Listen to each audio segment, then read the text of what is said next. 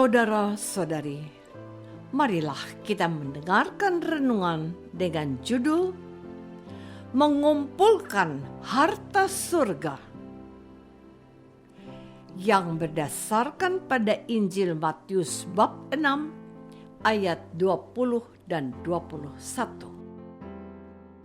Kata Yesus, "Tetapi kumpulkanlah bagimu harta di surga. Di surga ngengat dan karat tidak merusakkannya, dan pencuri tidak membongkar serta mencurinya. Karena di mana hartamu berada, di situ juga hatimu berada." Dalam nama Bapa dan Putra dan Roh Kudus. Amin. Saudara-saudari terkasih dalam nama Tuhan Yesus Kristus. Dalam kehidupan sehari-hari, kita mengenal istilah harta dunia dan harta surga. Harta dunia bersifat sementara dan bisa hilang atau binasa dalam waktu yang singkat. Yang termasuk harta dunia adalah uang, emas, jabatan, ketenaran, rumah, mobil, kendaraan bermotor, tanah, dan lain sebagainya. Uang, emas, kendaraan bermotor atau harta benda lainnya yang kita miliki dalam sekejap bisa hilang, rusak, maupun dicuri orang. Maka bagi orang-orang yang mempunyai jabatan atau kekuasaan, suatu waktu akan kehilangan jabatan maupun kekuasaannya. Tidak bisa seseorang menduduki jabatan presiden atau bupati seumur hidup. Ada batasan dari jabatan tersebut. Rumah, sawah atau ladang bisa ludes terbakar api. Demikian pula orang yang menjadi terkenal akan dengan mudah dilupakan oleh sesamanya. Lewat gambaran ini menjadi jelas bagi kita bahwa harta dunia tidak abadi. Harta dunia hanya berfungsi selama manusia ada di dunia. Harta dunia tidak bisa dibawa ke kubur, sementara harta surga bersifat kekal, tidak bisa hilang dan tidak binasa. Saudara-saudari terkasih, hari ini Tuhan Yesus mengajak para murid-Nya termasuk kita umat Kristiani untuk mengumpulkan harta di surga. Harta di surga berupa perbuatan baik yang kita lakukan, seperti keterlibatan dalam kegiatan gereja sebagai anggota KOR, ketua wilayah, ketua lingkungan, mestinar, prodiakon, dan lain-lain. Ada juga perbuatan baik yang kita lakukan di luar lingkungan gereja, seperti menjadi relawan bagi orang yang terkena bencana alam dan musibah, mengunjungi penjara, panti asuhan, dan panti jompo. Selain itu, yang juga menjadi harta surga adalah pengorbanan, kejujuran, doa, dan iman. Harta surga inilah yang akan kita bawa sampai kita mati.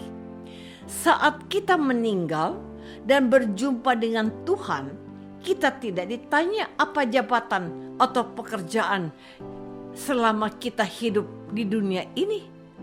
Yang Tuhan Yesus tanyakan adalah perbuatan baik apa yang telah kita lakukan untuk sesama kita, dan kebaikan atau cinta yang kita berikan kepada orang lain tidak dapat diambil dan dicuri orang. Kebaikan itu akan terus melekat dalam hati orang yang pernah kita bantu.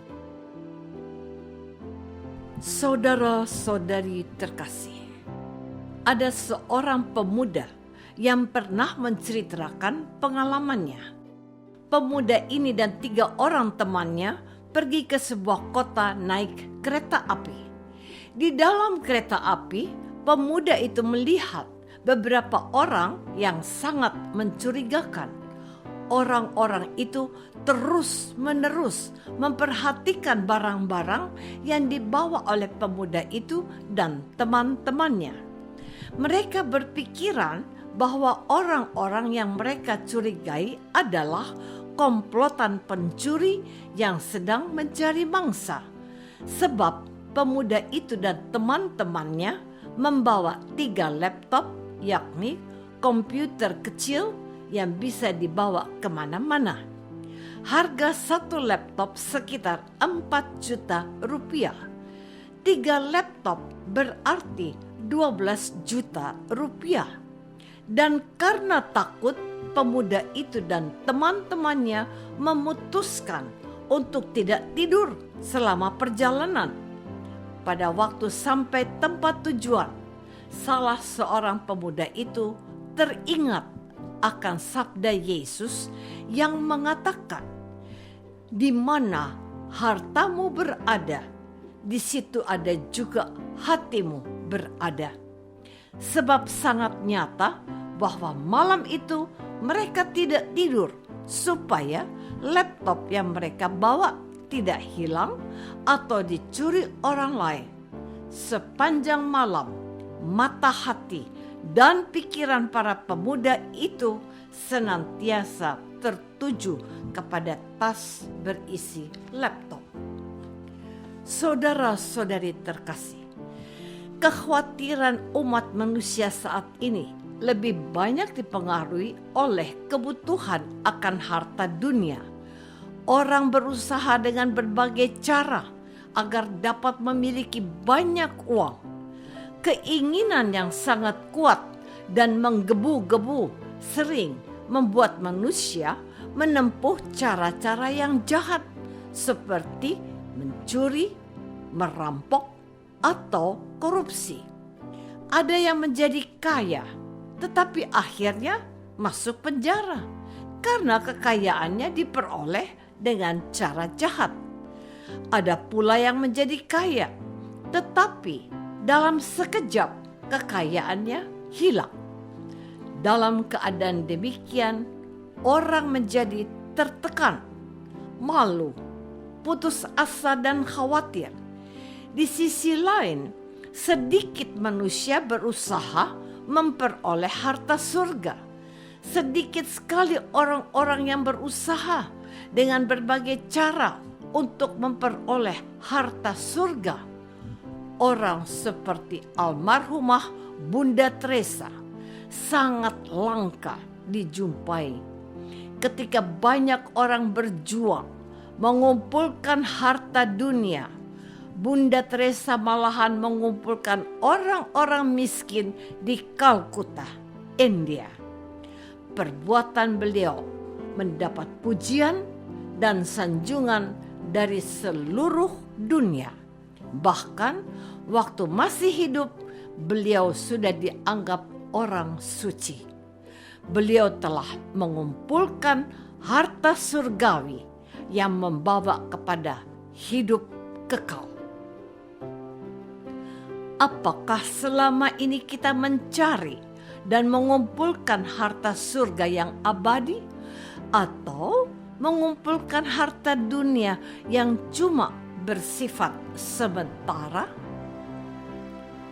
Marilah kita berdoa. Tuhan Yesus Kristus, Engkau mengajarkan kami untuk berusaha mengumpulkan harta surga yang tidak dapat binasa, sementara kami sering terikat dan terpaku pada harta duniawi. Maka bimbinglah kami supaya menyadari bahwa hanya harta surga yang dapat menghantar kami masuk surga. Doa ini kami persembahkan dalam nama Yesus, Tuhan dan pengantara kami. Amin. Semoga kita semua selalu dinaungi dan dibimbing oleh berkat Allah yang Maha Kuasa. Dalam nama Bapa dan Putra dan Roh Kudus. Amin.